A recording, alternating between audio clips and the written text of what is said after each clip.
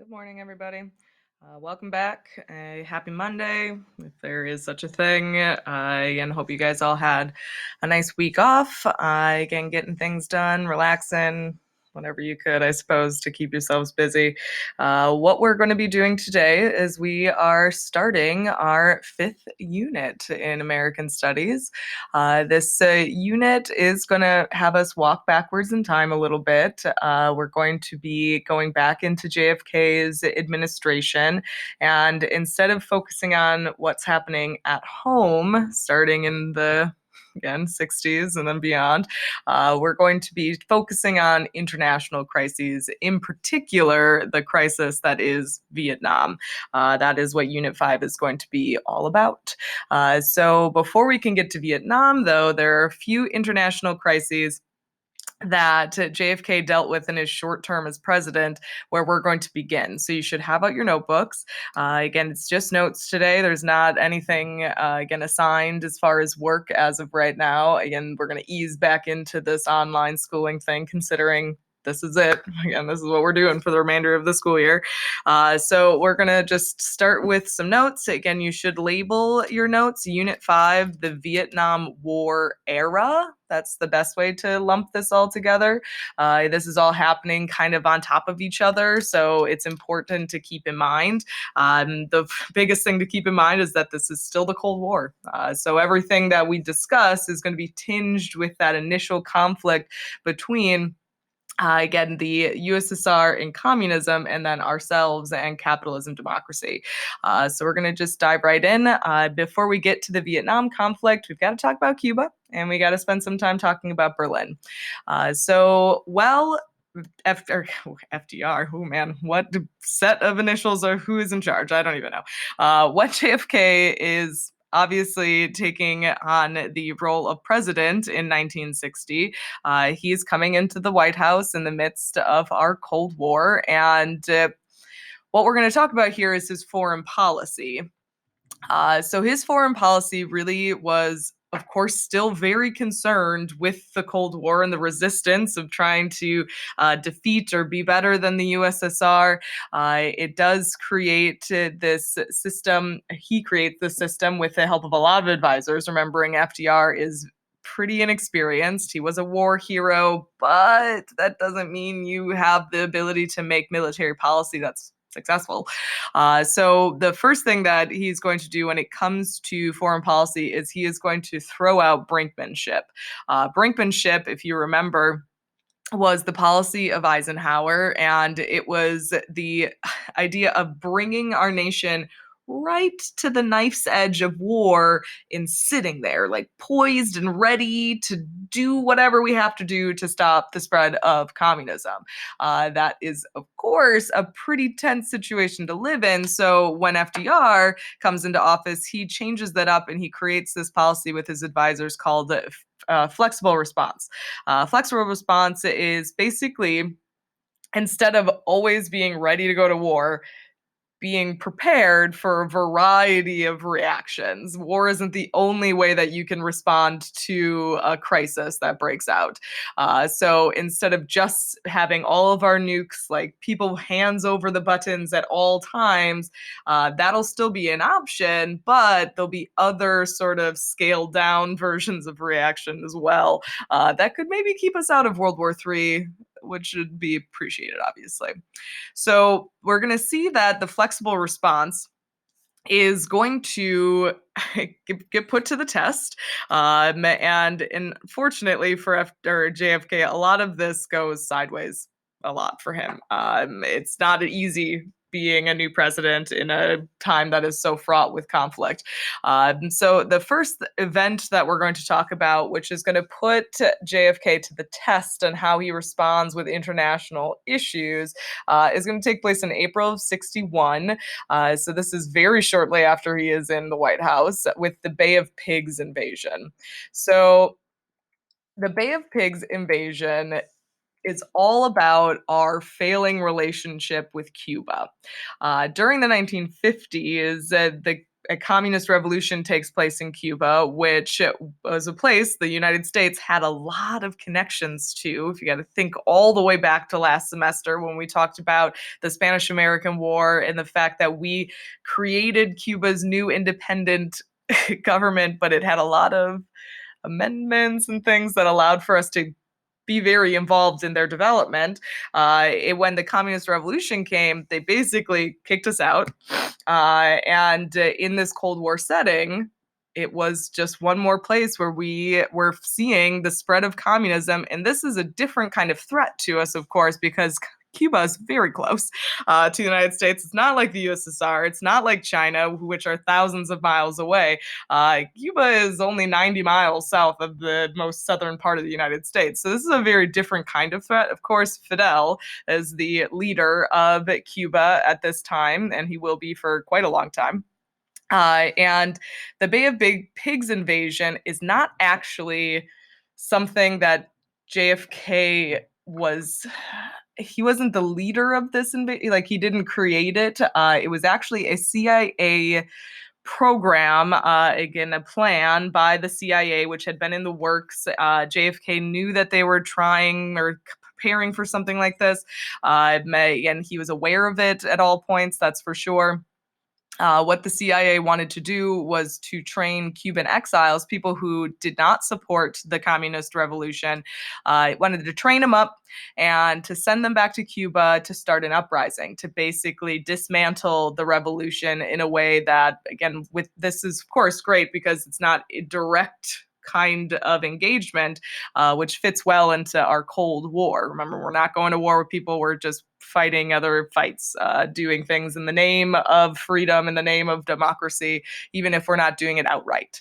The whole invasion is a mess. It just totally, completely falls apart. Again, JFK had at one point tried to pull support, but the CIA was already too in. And then again, he was supposed to authorize a certain amount of engagement with our military, but he didn't send it. And then, of course, those people that got sent to Cuba got captured right away. And it was all just a huge mess. It was a big embarrassment as well for our country because this is just one more situation where it looks like democracy is lost, like we're just messing up. And people, of course, were disheartened by the way that the Bay of Pigs invasion played out. The other major event that is associated with Cuba, before we move on to Berlin and then move on to Vietnam, is another event that takes place, again, about a year and a half after the Bay of Pigs invasion. And this is something that, whew, man, oh man, talk about big what ifs of history. So this is in October of 62, and this is the Cuban Missile Crisis. The USSR has a new leader by 62. Joseph Stalin has died, passed on, and Nikita Khrushchev is now the leader of the USSR. Khrushchev and JFK had an interesting relationship at that point as leaders go. Of course, they were never openly hostile to each other, but there was a lot of not so goodness going on there. And Khrushchev, of course, being in this situation where he needs the USSR to be more powerful, to be better equipped, ready to fight at any moment, is going to create a close relationship with Fidel Castro, recognizing how close Cuba is to the United States. The perfect opportunity would be for Khrushchev to provide Castro with nuclear weapons. Now that the USSR has created this big cachet through the arms race, which we talked about before, where the United States and the USSR are trying to create bigger, badder, more destructive, again, armories, things like that. Again, it's perfect. You just put some into Cuba, and that makes the relationship between ourselves and the USSR even more dangerous. Again, when we find out that Khrushchev is sending these weapons to Cuba, to Fidel, JFK is going to authorize a blockade. He right away, again, telling everyone, telling the world, because we're living in a much more connected world at this point, said that we will not stand for offensive movements. And that's what this looked like, was that the USSR was ramping up their missile supply by putting it into Cuba, which was much closer to the United States. This blockade kind of froze everything in the moment, because this was a moment that if Eisenhower had been in charge, the buttons would be pushed. This would be something where we're going. But with flexible response, JFK instead goes the negotiation route. And for 6 days, the whole world is holding their breath. They have no idea how this is going to play out. And it was one of the closest moments throughout the entire 40 odd years of the Cold War where World War III was likely or possible to happen. It was as close as we'd ever gotten. Again, with that 6 days of really intense negotiation, in the end, the USSR agreed to back down. They pulled their missiles from Cuba.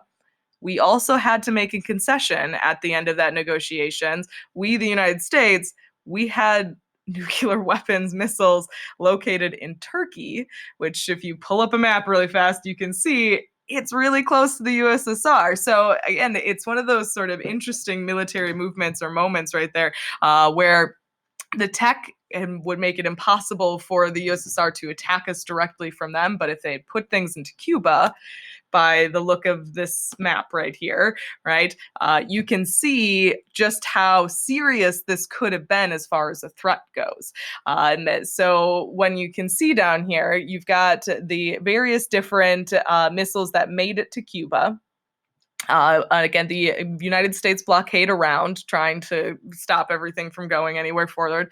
When we look at this, by the early 1960s, again, ballistic missiles, and they could only go so far, and they would only take so long. Again, if we had medium range ballistic missiles located in, again, our meteor, they could wipe out that whole southeastern part of the nation very fast.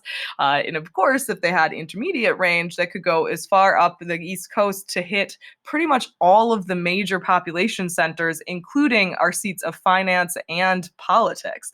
And it would only take approximately 14 to 15 minutes for an intermediate range ballistic missile launched from Cuba to wipe out New York City. That is how serious and scary this was. For those 6 days, the United States and the rest of the world had no idea what was going to go down. But in the end, JFK manages to get a win, which is huge, of course. After the Bay of Pigs invasion, people really doubted his skills and his abilities. But the Cuban Missile Crisis is looked at as a huge victory for both JFK and the United States. So we're going to pop back over to Europe and talk about another international issue that happens, which JFK is going to be in charge of kind of diffusing and figuring out how do we react as a nation. What we're going to see here is the last time we talked about Germany, we talked about the airlift. Stalin freaked out. He cut off Berlin. Again, we had to keep putting in more and more. We flew for basically over a year, supplies into West Berlin, so on and so forth. After the airlift was lifted and basically the passage out of East Germany was reestablished, all people had to do was to get into West Berlin, and then they could successfully leave Eastern Germany, and they flee from communism overall.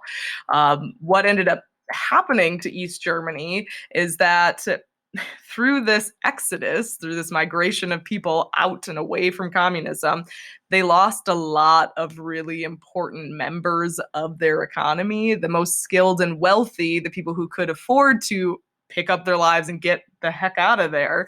It left the Eastern German economy really in a rough spot. They, again, were left with just low skill and, again, mostly agriculture and manufacturing, which is at that point, again, way behind the curve. Because of this trend, Khrushchev, as he took over control after Stalin was gone, basically made the same threat that Stalin did, was, well, I'm going to just cut off West Berlin. They're going to have to give up that half of the city, so on and so forth. But the United States, again, we're not going to get pushed around. We refuse, again, to do that. We're especially not going to, because this all takes place before the Cuban Missile Crisis. So we had nuclear weapons placed in a very threatening place. Again, Turkey is where we're at. So Khrushchev, instead of trying to force West Berlin to just be absorbed into East Berlin and to cut off that escape route, Khrushchev is going to change tactics or strategies. In 61, Khrushchev is going to build a huge concrete wall topped with barbed wire with, again, lookouts and posts along it all through the middle of the capital city of Germany. Again, the Berlin Wall, of course, as it is known, it becomes this ugly symbol of communist oppression. And it's another situation where JFK, again, really stood his ground against Khrushchev and was looked at as another positive win as far as foreign policy goes. Again, all of this stuff. Before JFK is tragically taken out of office, again, these multiple different events have led both our government and the government of the USSR to recognize that, man, oh man, anything could happen at any moment. So in 63, a hotline is going to be created, again, that is going to create a direct line of communication between the White House and the Kremlin. The Kremlin is the seat of power in the USSR. If you've ever seen any Cold War timed, again, movie, TV, whatever it might be, of the president in the Oval Office with a red phone on his desk. That red phone is the emergency line that connects them to the USSR. So, in case something should happen, like, I don't know, someone testing out some, again, nuclear weapons in the atmosphere, which of course could set off a intense reaction from either side, they can just pick up the phone and be like, hey, did you do that? And then, were you attacking us? Is this a declaration of war? What is going on? And they can figure out a way to negotiate before it goes to the point where war is going to be declared on either side. Again, this continued to make a lot of positive improvements in the Cold War. The Limited Test Ban Treaty, it barred nuclear testing in the atmosphere in response to one of these accidents that led to a very tense couple of days. But in the end, it's starting to try and get a handle on things to make things a little bit less likely that World War III is going to break out, to create some kind of new Cold War experience for America and for the world overall. So that's it. That's it for notes. You can put your notebooks away. The last thing to talk about is work to be completed. As you can see at the bottom, like I said, there's no homework yet for this unit. We're going to kind of ease into it. Keep an eye out for that, obviously, more later. What we're going to be most concerned with today, and a lot of you guys are fine. You're good to go. You're like ready to move on from this. But your local history project is due today. Again, today is the day. It's the day I've been talking about for 8 weeks. Again, every single day of virtual learning, I brought it up. I mentioned it. It was in emails. It was on Classroom. So please make sure that you get that submitted to me before 3 p.m. today. Again, before 3 p.m. today is the important thing here. If you submit after 3 p.m. through 3 p.m. tomorrow, you're going to lose 10 points right away from whatever credit you might have earned. Same thing will kick in the day after that. After 3 p.m. to 3 p.m., you'll lose 15, then 20, then 25 through 30. If you do not submit this by Friday this week, I will not take it. You will get a 0 out of 56, really a 0 out of 14 as well, because questions are also due. Again, and there's no making it up. I'm sorry. That's just how this goes. I wasn't going to even give you guys these opportunities to submit late, but I understand that this time is weird and there's stuff going on. But please get it to me. If you're having technical issues, you got to reach out. You can't wait until 2:55 and then expect me to be cool about it. Again, if you cannot get your stuff submitted to me without any kind of actual effort to get that stuff submitted to me, you're just going to lose the points, and that's how that works. Again, you don't have to worry about submitting a rubric. Someone had emailed me about that, but you should look at it. There is a specific aspect of this that requires you to label your item. Again, the labeling is part of the rubric. It's points that you can lose right away if you don't do it. You can send it in an email. You can make it a private comment on Classroom if you submitted it that way. Just please make sure that you are labeling it with all of the appropriate information. on the rubric.